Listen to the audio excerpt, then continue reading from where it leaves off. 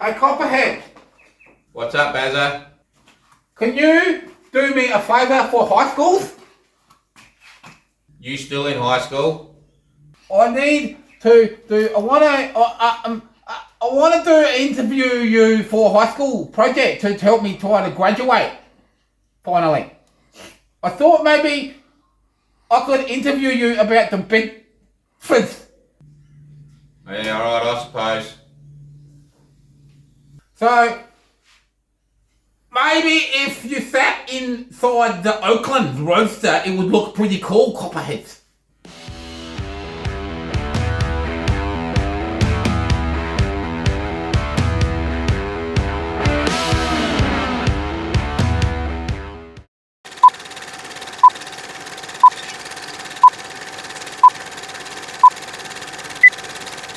So, Copperhead, So what's this all about, Baz?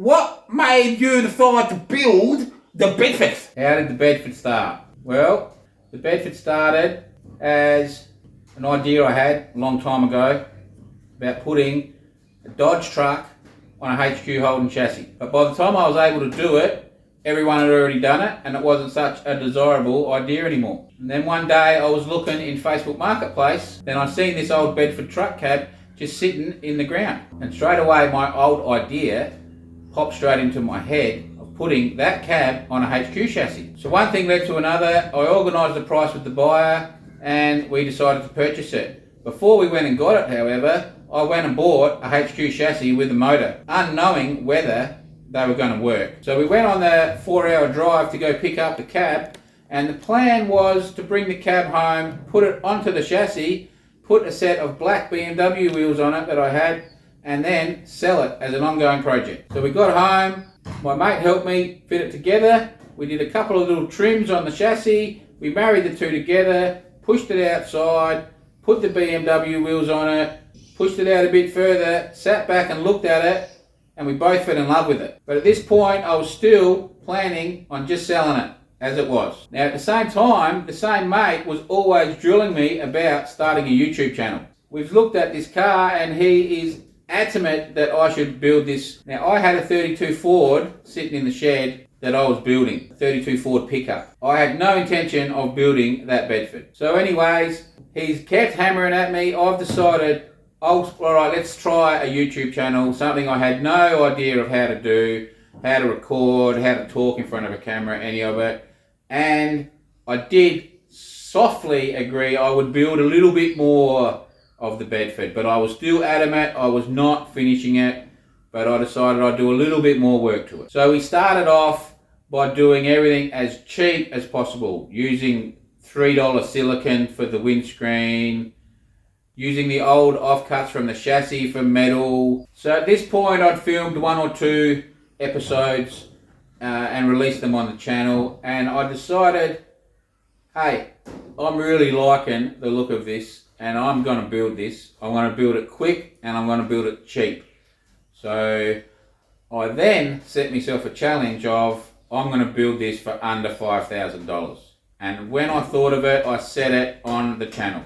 So there is how we started to build the Bedford. So as with most of our builds, we don't have any plan of what we're doing. We basically, especially when you're doing a budget build, it's what you've got laying around. So we went digging around to see, and I pulled a couple of seats out and looked around at what I could do on the inside to start piecing that together.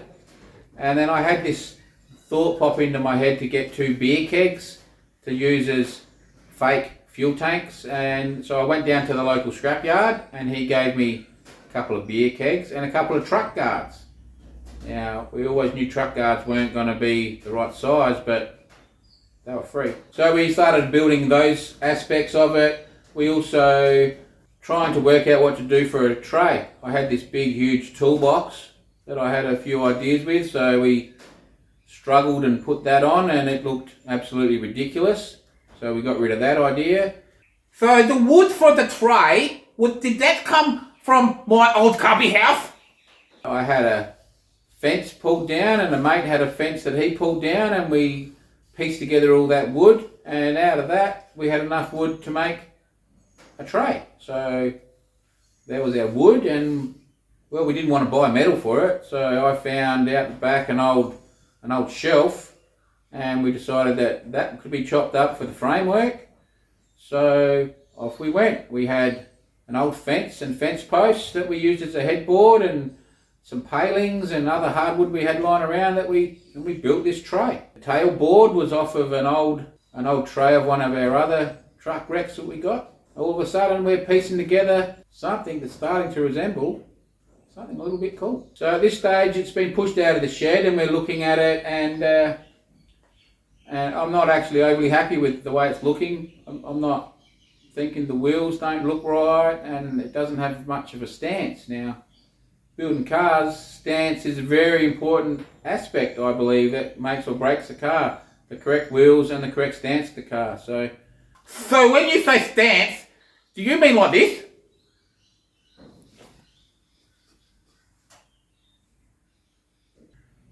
I wasn't happy with the wheels, so I went looking at what we could piece together, and we found these wheels on Facebook Marketplace, just a set of backs, but big 15 by 10s with tyres, huge tyres on them, and I got them for $100 or something, very cheap. And I had some other rims out the back that looked a little bit similar, so we thought maybe we'll throw these on. And then so we didn't mind the look of that, and then but it still didn't look right.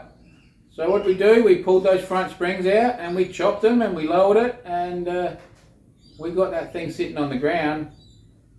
And then it started to look pretty good. Then the car will start to speak to you, and the car started to speak to me and tell me how it wanted to look. So the other big part of doing a build like this is most of my builds that I do have some sort of a theme, and with this one it still didn't have one. So when you say theme, is that like Grease and Grease Lightning? Did I tell you I look a little bit like Olivia? We ran down, originally we're looking like a miniature semi or a tow truck type, or then we put that stupid toolbox on and it was a bit like a fire truck, and we weren't happy with that. And at this stage, now the car was speaking to me, it was going to be a shooter's rig. So for those of you not from Australia, they have these shooter's rigs that they hang all their kangaroos on once they've shot them, and well, that's sort of what I ran with. So we had all these old hooks and stuff that we'd found in other builds, and we stuck all them on the headboard, and we found a couple of old skulls out in the paddocks and we put them on, and that was now our theme. It was a bit like a shooter's rig, so that's why we've got that set of Stilsons hanging on the back. Well, that's not there to be used as a set of Stilsons, that's there to smack something on the head with. So I woke up one day with this idea of painting the motor and having the motor and gearbox all shiny and painted and looking all nice. So I've ripped them out, I've painted them, and halfway through I knew I'd made a mistake. So we've put them back in, and I did not like the look of it from that day forward. It was also going to be a manual, and that cab is tiny and I'm a pretty big boy, so I was always going to have issues changing gears in that cab. So the decision was made to go buy another motor and an automatic gearbox that wasn't painted. So we did the motor swap and we put an old aged patinaed looking motor back in, and man, the car started to take shape then. So at this point our budget, well, we hadn't spent hardly any money at this point, so I knew that our budget was still miles in. We still had a lot to play with. But we didn't have a motor that ran, or a car that drove, or stopped, or had brakes, or anything.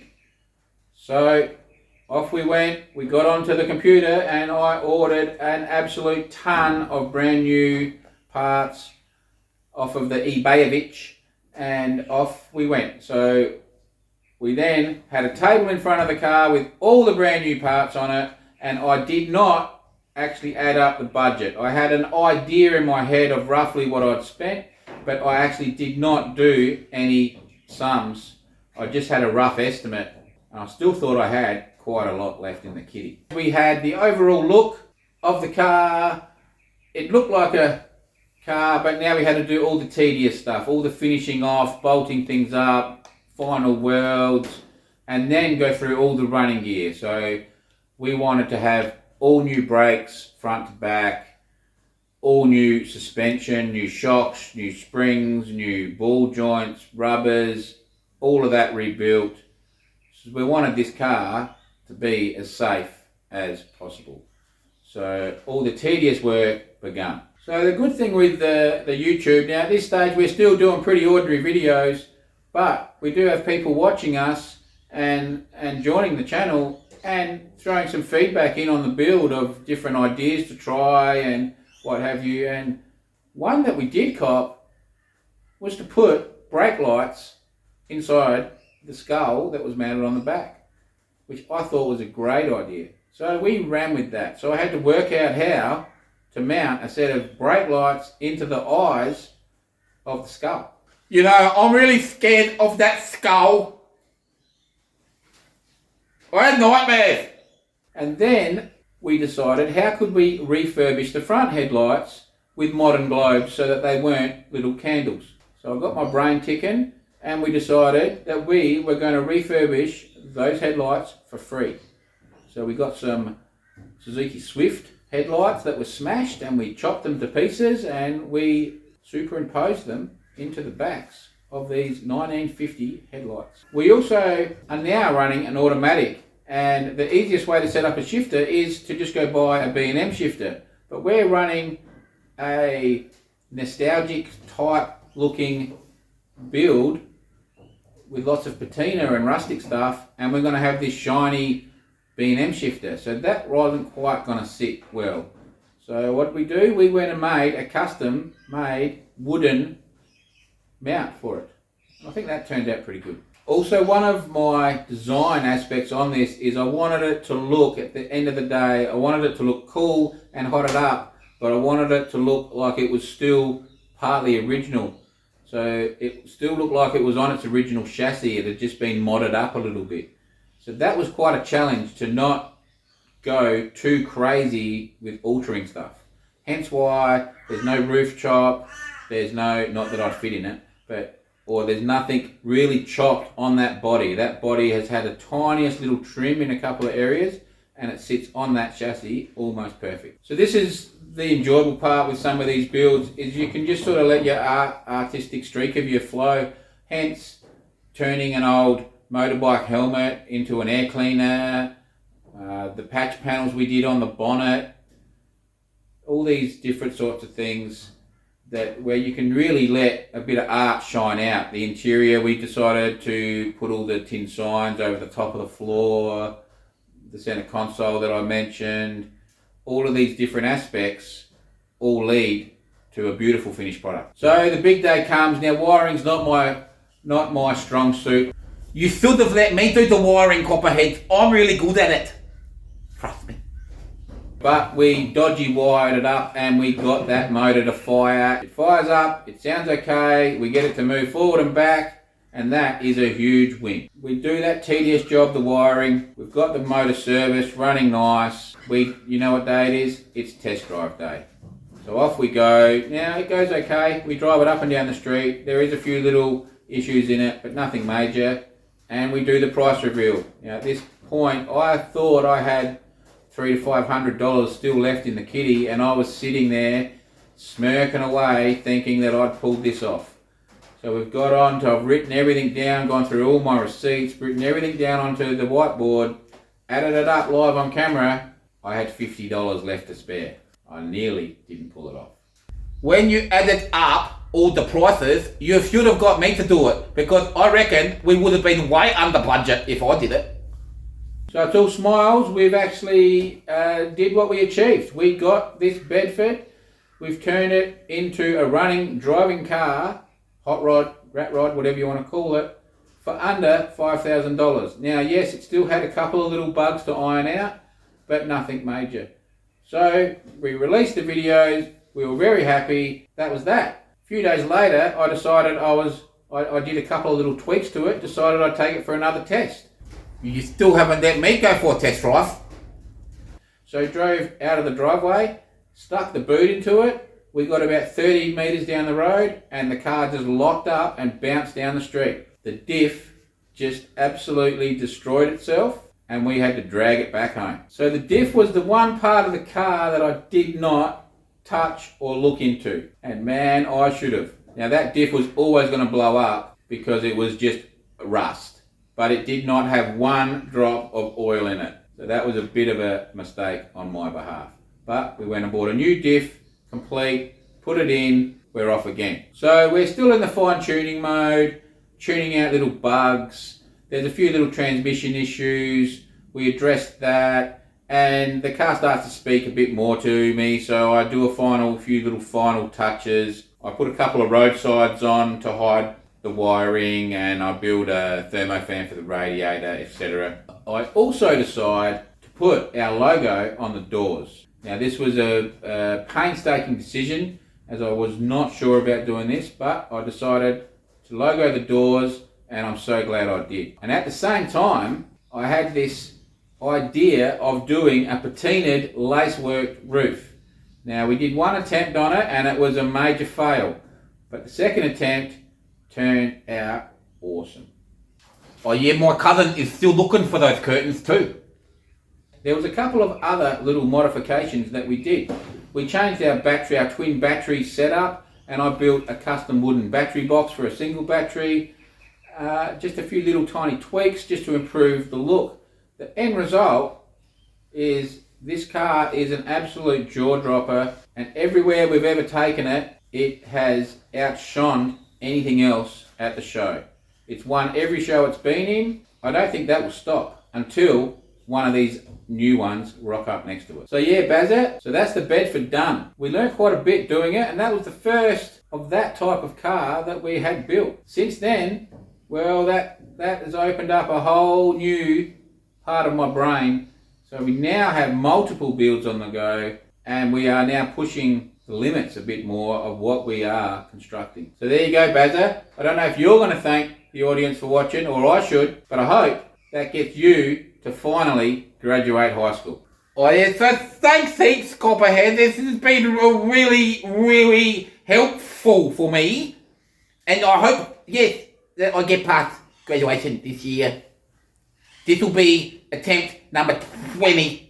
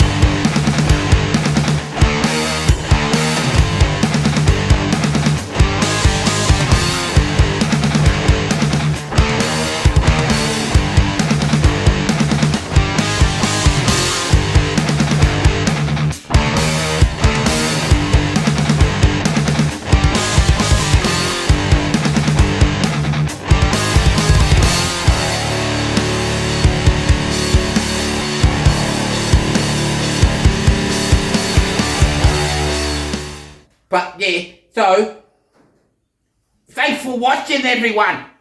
See you next week.